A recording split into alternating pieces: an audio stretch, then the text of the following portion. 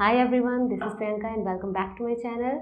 और आज हम इस वीडियो में बात करेंगे यूपीएससी सिविल सर्विसेज एग्जामिनेशन के सिलेबस, एग्जाम पैटर्न और स्टेजेस के बारे में। अगर आपने मेरी फर्स्ट वीडियो देखी है तो उसमें मैंने इन स्टेजेस के बारे में आपको एक ओवरव्यू प्रोवाइड किया था, पर यहाँ पर हम उस स्टेजेस और एग्जाम पैटर्न और सिलेबस के बारे में डिटेल्स में बात करेंगे।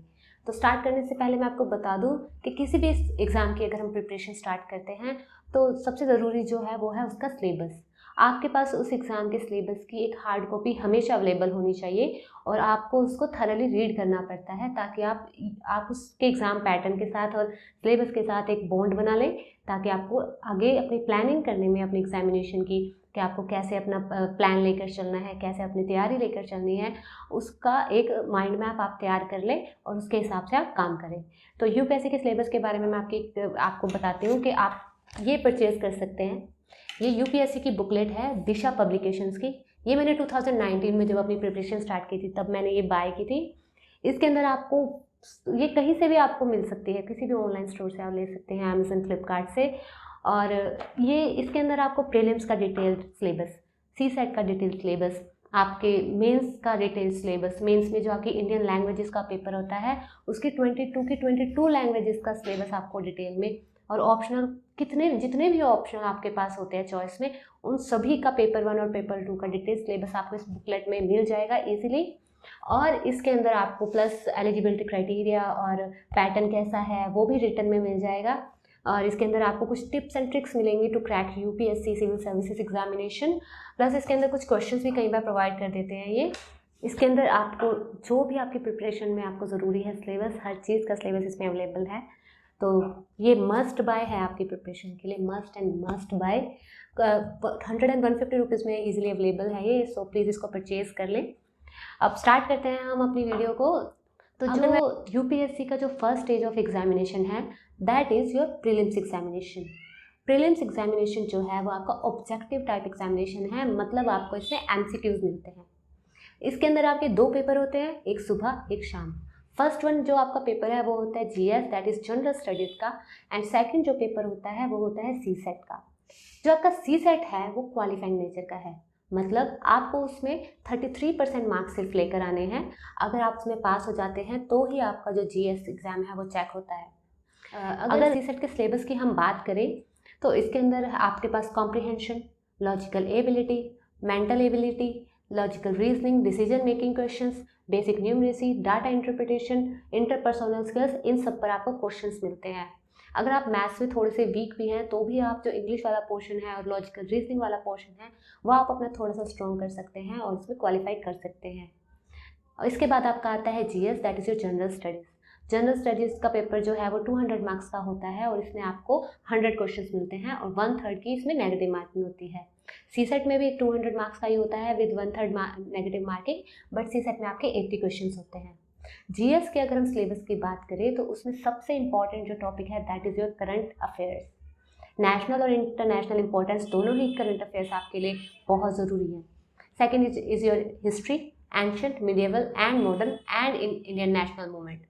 सिलेबस के अंदर आपका इंडियन नेशनल मूवमेंट जो है वो अलग से मेंशन किया हुआ है, मतलब ये बहुत ज़्यादा इंपॉर्टेंट है, आपको इसको थरली रीड करना चाहिए।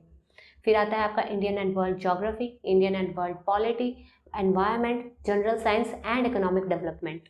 आपको इन सब टॉपिक्स को, आपको इनमें मास्टरी नहीं करनी है, कोई पीएचडी नहीं करनी है, पर आपको बेसिक्स पता होनी चाहिए।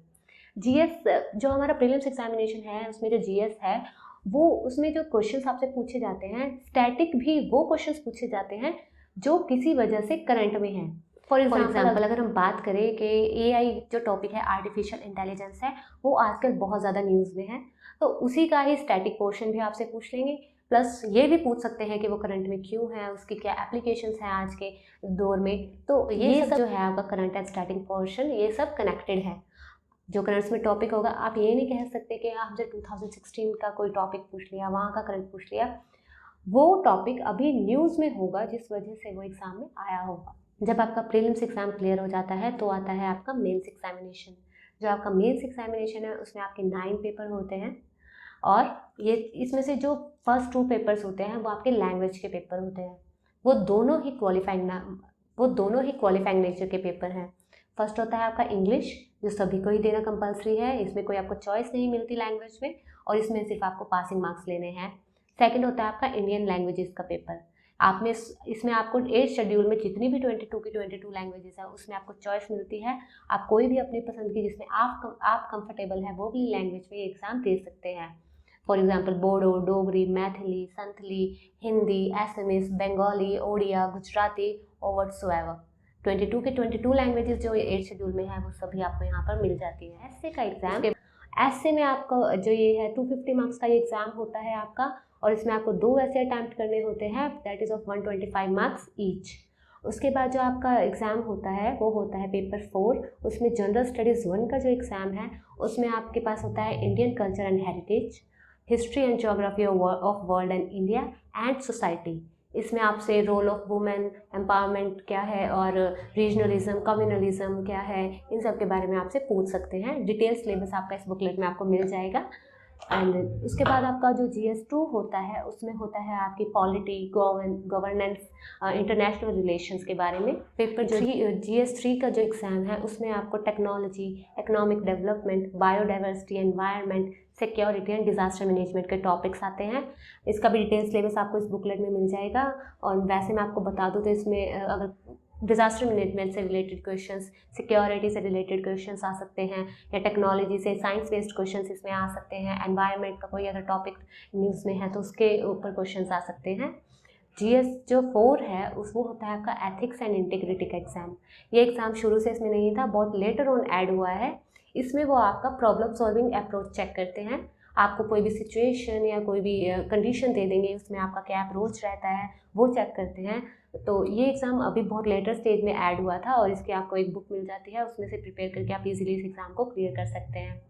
उसके बाद जो आपके होते हैं 2 पेपर, वो होते हैं आपके ऑप्शनल के, paper 1 and paper 2, that is of your optional subject.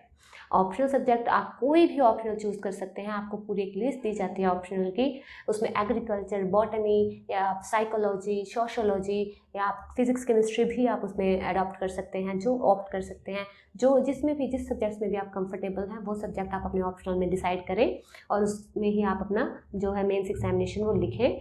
So try करें कि आप जिसमें आपका इंटरेस्ट है पढ़ने में, आप वही ऑप्शनल अपना डिसाइड करें, क्योंकि आपको बहुत वास्ट सिलेबस है, आपको पढ़ना है, ज़बरदस्ती नहीं आप पढ़ सकते, आपका इंटरेस्ट होना चाहिए उस सब्जेक्ट में।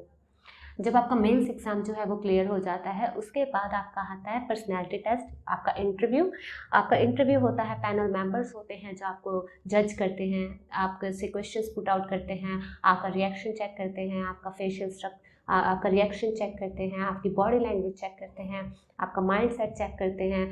तो ये पर्सनैलिटी टेस्ट भी जब आप क्लियर कर लेते हैं, उसके बाद आपको रैंक्स मिलते हैं या फिर आपको पोस्ट मिलती है, कैडर मिलते हैं आपके, और आप एक IAS या IPS ऑफिसर बन जाते हैं। एक बात और मैं बता दूं कि जो आपका रैंक है वो आपका मेंस के मार्क्स और इंटरव्यू के मार्क्स जो हैं वो दोनों कंबाइन करके आपका जो रैंक है डिसाइड होता है। I and my video, thanks for watching and stay tuned for more videos.